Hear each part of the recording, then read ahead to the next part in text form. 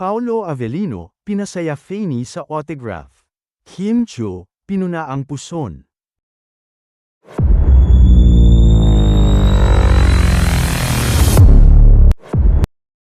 Feeling winner ang isang Fanny ng Kim Paulandia dahil napabigyan ang minimithi nitong autograph mula kay Paolo Avellino.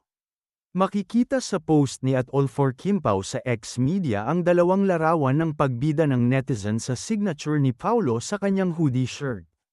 Masisipat nga ang pirma ni Paolo sa t-shirt na zoom in pa ng netizen. Nakasulat dito ang Pau A.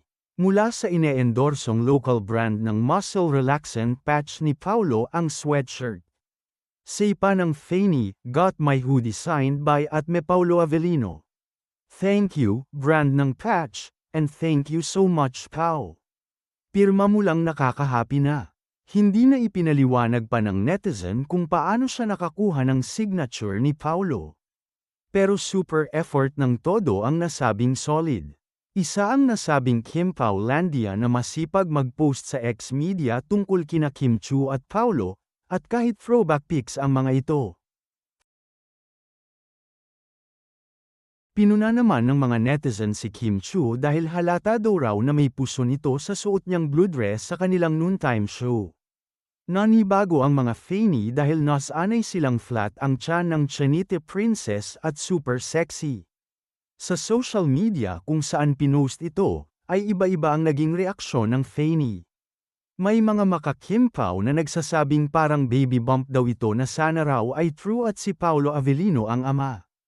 May mga nagsasabing nagmukhang malaki lamang daw ang titenena, tiyan, ni Kim dahil sa silk ang tela ng damit niya. Say pa ng isang netizen baka naparami na naman daw na chichiriya ang nakay ni Kimi. Matatandaang sa press ko noon ng serye nila ay sinabi ng aktres sa interview na sinisita siya ni Paolo kapag medyo malaki ang puso niya dahil nga sa pagkain ng junk food. Samantala, napagtripan na naman ni Darren Espanto ang kanyang bestie na si Kim Chiu. Sa It's Showtime kasi, naka-outfit si Kim na may parang turban sa ulo, na typical na outfit ng ilang manghuhula. Hinirita ni Darren si Kim at sinabihan ang isang contestant ng ang bestie ko may prediction sa inyo dahil manghuhula yan siya. Halatang nagulat si Kim sa hirit ni Darren sa kanya.